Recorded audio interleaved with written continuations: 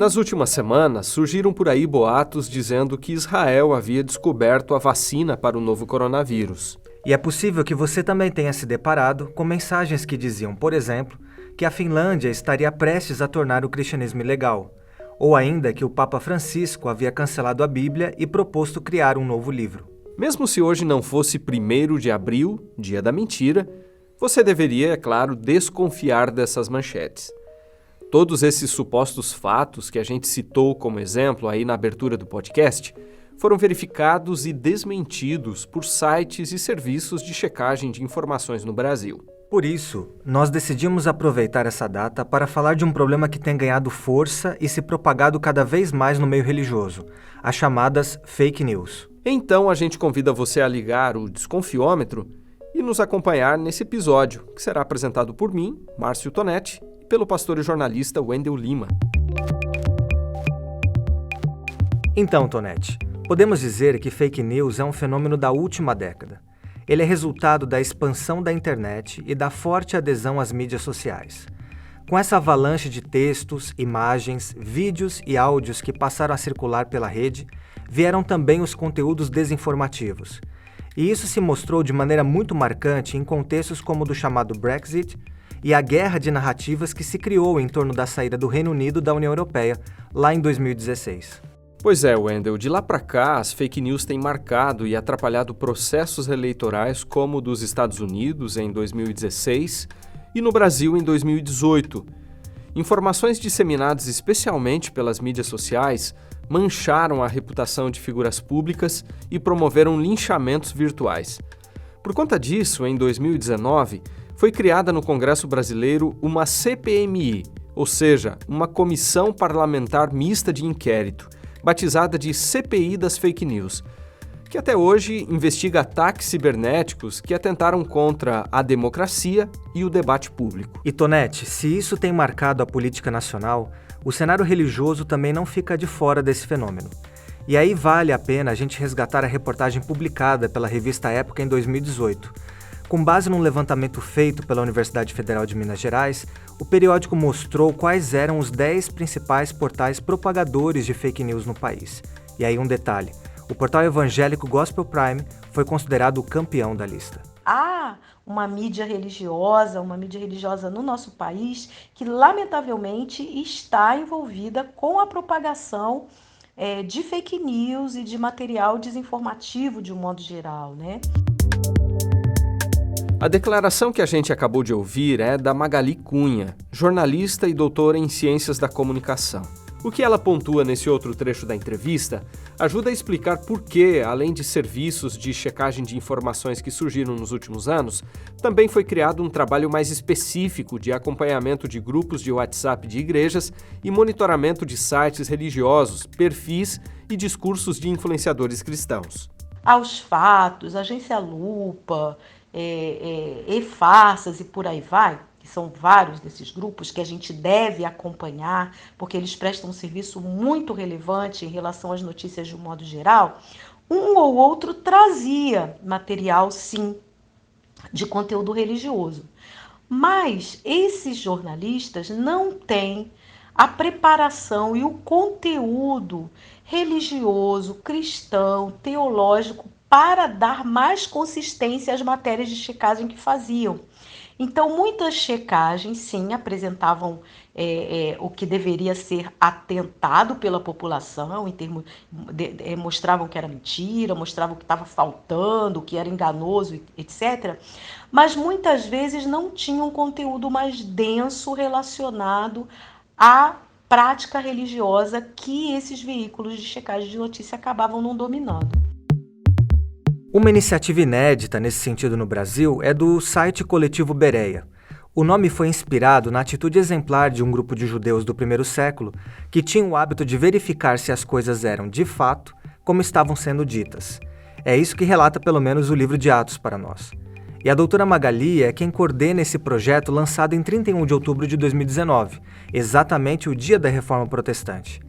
A iniciativa surgiu da preocupação de um grupo de jornalistas com a ampla circulação de notícias falsas e de informações manipuladas que atingiam a população cristã no Brasil, especialmente os evangélicos. E é por meio de um número de WhatsApp que a gente informou aí na descrição do episódio que esse grupo do Coletivo Bereia recebe sugestões de informações que precisam ser checadas. A doutora Magali entende que o pioneirismo do Coletivo Bereia pode inspirar outros grupos a fazer algo semelhante, o que, segundo ela, é muito necessário hoje. Mas para a gente entender melhor a necessidade e extensão desse tipo de trabalho, é importante gastarmos mais um tempinho aqui analisando o fenômeno em si.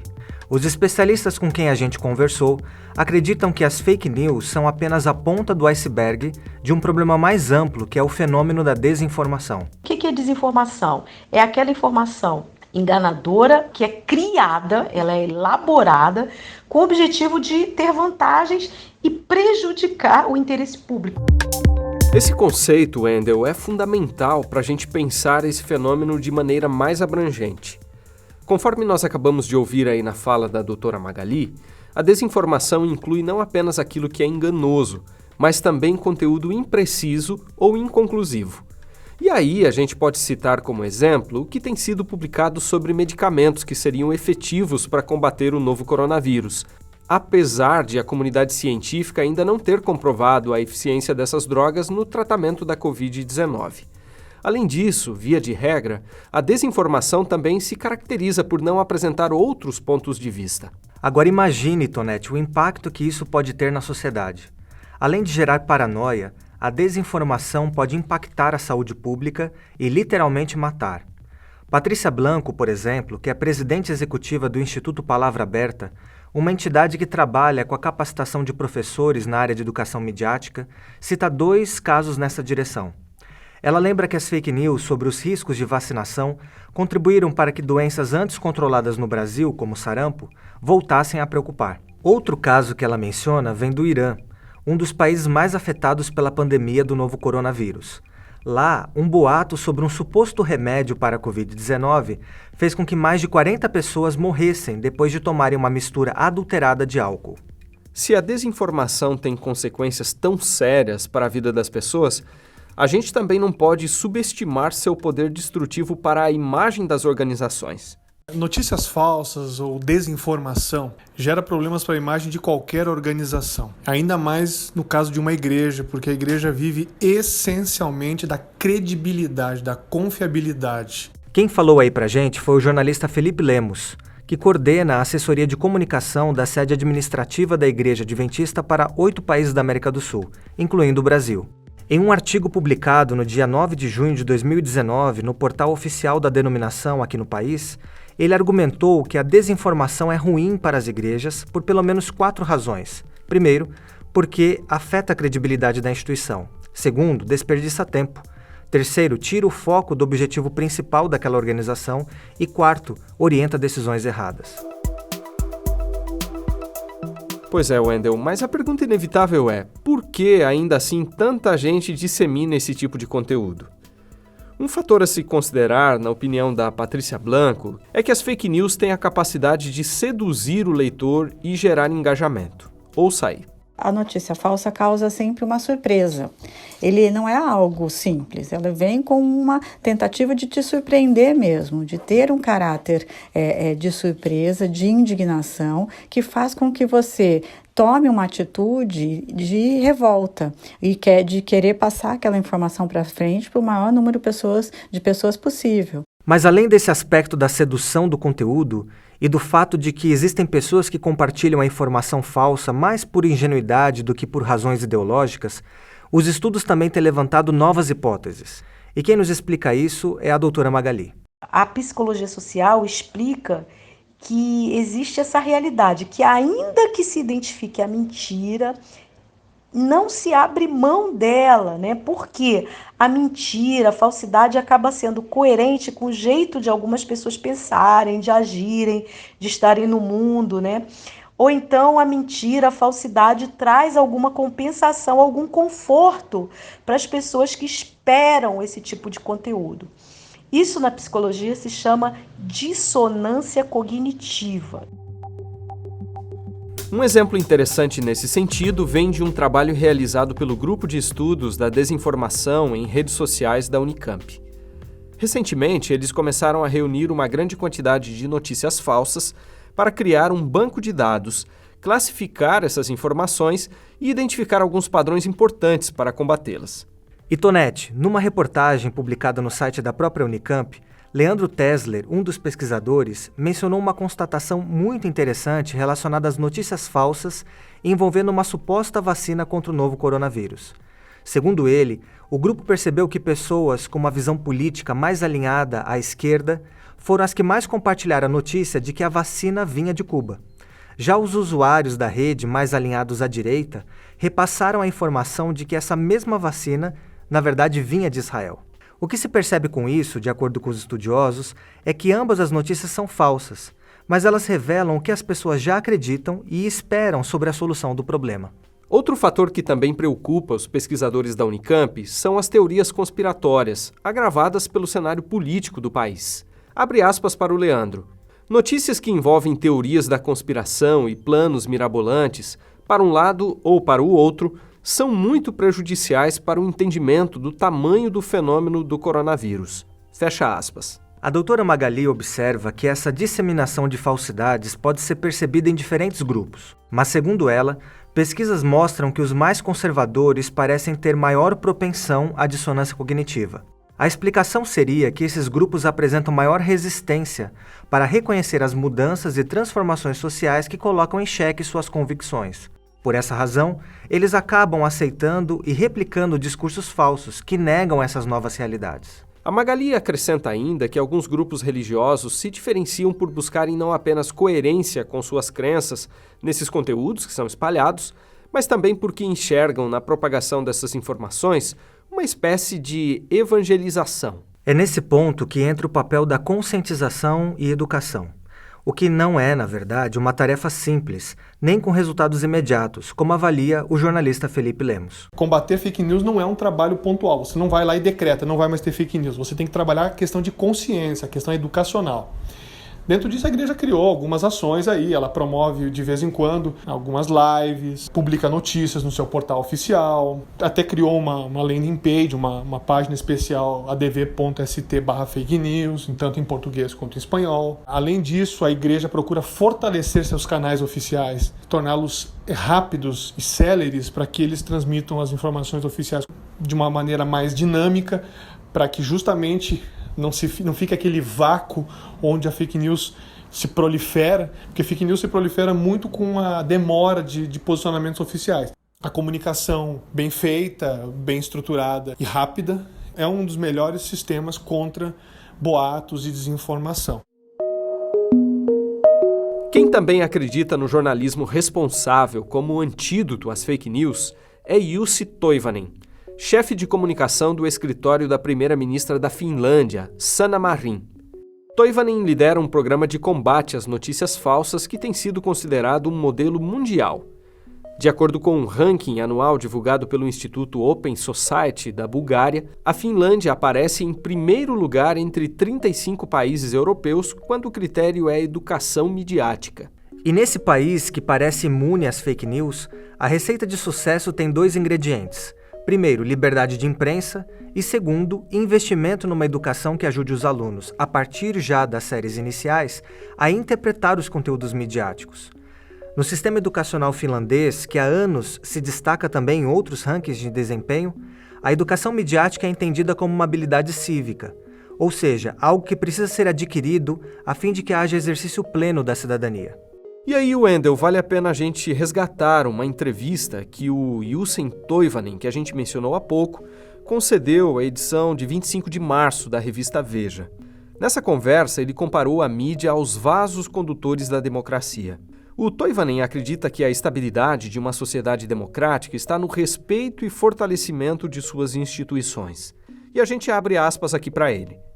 Quando há intenção de ferir uma sociedade, a imprensa é o primeiro alvo.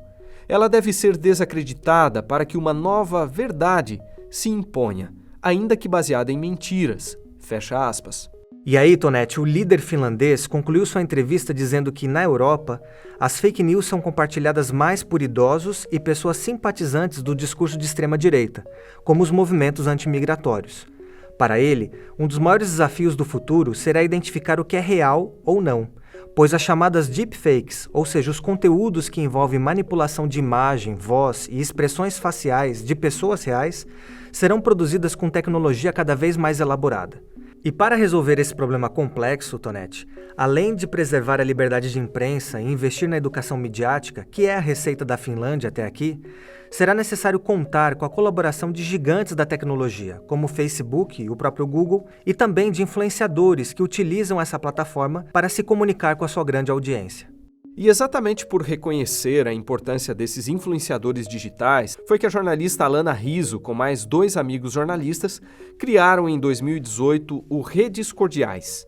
A iniciativa deles se propõe a realizar workshops presenciais de um dia com gente que desfruta de credibilidade junto a vários segmentos da sociedade e que usa as mídias sociais para falar com o seu público. E Tonete, a Alana, que já trabalhou em grandes jornais e revistas do Brasil, entendeu que era preciso usar sua experiência e de seus colegas para tornar menos tóxica a comunicação nas redes. Ela observa que a desinformação caminha junto com o discurso de ódio e com a própria polarização. E por isso o trabalho do Redes Cordiais é incentivar uma postura mais conciliadora para os conflitos. No Redes a gente brinca que a gente defende o conflito, a gente não é contra o conflito faz parte da dinâmica da sociedade, faz parte, ele é saudável.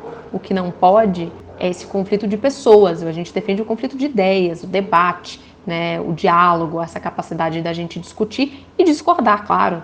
O problema não é discordar, o problema é como a gente lida com essa discordância, né? Quanto dessa discordância serve só para separar e não um processo de escuta, de você compreender o outro, de você tentar, né, se conectar com o que tem no outro que também te identifica. E na sequência, a Alana também definiu para nós o que seria uma comunicação não violenta. A gente entende a comunicação não violenta no Redes, né, como uma metodologia do Marshall Rosenberg, que é voltada para aprimorar os relacionamentos interpessoais e diminuir a violência. O nosso especialista, o Dominic Barter, ele desenvolve várias dinâmicas com os nossos influenciadores, nas nossas rodas de conversa, mas principalmente para que as pessoas se conectem, né, que as pessoas voltem a escutar um ao outro e para que elas tentem encontrar pontos em comum. No fim das contas, quando a gente para pensar, quando a gente para ouvir, a gente tem muito mais em comum com os nossos opositores do que a gente imagina. Em pouco mais de um ano, o Redes Cordiais capacitou 136 pessoas, que somam mais de 70 milhões de seguidores nas mídias sociais. Porém, a Alana destaca que a influência vai além do número de seguidores. Ela tem que ver também com o nível de engajamento que alguém gera em sua audiência. Por isso, o Redes Cordiais tem procurado capacitar mesmo aqueles influenciadores que possuem alguns poucos milhares de seguidores, mas que acabam exercendo uma grande influência sobre o seu público. E a jornalista lembra que as notícias falsas são muito difíceis de serem desmentidas, pois elas se espalham rapidamente, como uma grande onda. É por isso que a Alana, em seus treinamentos, repete uma máxima que se aplica a quem fala para grandes audiências ou mesmo compartilha conteúdos no grupo de WhatsApp da família. Todos somos responsáveis por aquilo que nós passamos para frente. Usando metodologia diferente da que foi aplicada pelos pesquisadores da Bulgária, o Instituto Ipsos mostrou, em 2018, que o Brasil está no lado oposto da Finlândia. Por aqui, 62% da população já disseram ter acreditado numa informação falsa. Porém, um sopro de esperança vem da nova Base Nacional Comum Curricular, a chamada BNCC, que prevê a análise da mídia como uma das habilidades a ser desenvolvidas em sala de aula. E enquanto a implementação em larga escala da nova BNCC é discutida, iniciativas como o programa Educamídia, do Instituto Palavra Aberta, são implementadas. Quem nos explica quais são os objetivos desse projeto é a Patrícia Blanco, diretora executiva do Instituto, que já falou antes para nós aqui. Ouça agora o que ela disse. Então, a educação midiática ela tem esse papel de ensinar a leitura crítica da informação, a produção responsável de conteúdo e no terceiro eixo do Educamídia, o eixo da participação, é como a gente participa ativamente do ambiente democrático, respeitando as diferenças, sendo tolerantes em relação às opiniões diferentes e praticando a cidadania. E como destacou a Patrícia, Tonetti, a educação midiática é algo abrangente e que não se limita ao contexto da sala de aula. Apesar de ter foco no professor como multiplicador desse conhecimento, o material do Educamídia é de utilidade para um público mais amplo, como os pais, por exemplo. O site educamidia.org.br oferece um curso introdutório à distância de 30 horas, do qual já participaram 7.000 professores e onde também são oferecidos recursos adicionais, como planos de aulas, que os educadores podem baixar gratuitamente. Patrícia ressalta que o conceito por trás desses materiais é a ideia de aprender a aprender, ou seja, ensinar os alunos não apenas a analisar criticamente os conteúdos da mídia, mas também ajudá-los a produzir a própria comunicação com responsabilidade. Um dos efeitos desejados com a educação para a mídia é resgatar a valorização da comunicação de qualidade produzida com critérios jornalísticos. Para Patrícia Blanco, isso é algo fundamental num contexto democrático. Ela entende que a imprensa tradicional vinha perdendo credibilidade por vários fatores. O que a gente vê hoje é que essa tempestade que atingiu o modelo de negócios, a queda de qualidade dos veículos de comunicação, junto com o aumento da histeria, vamos dizer assim, que as redes sociais permitiram, fazem com que os veículos de comunicação sejam atacados.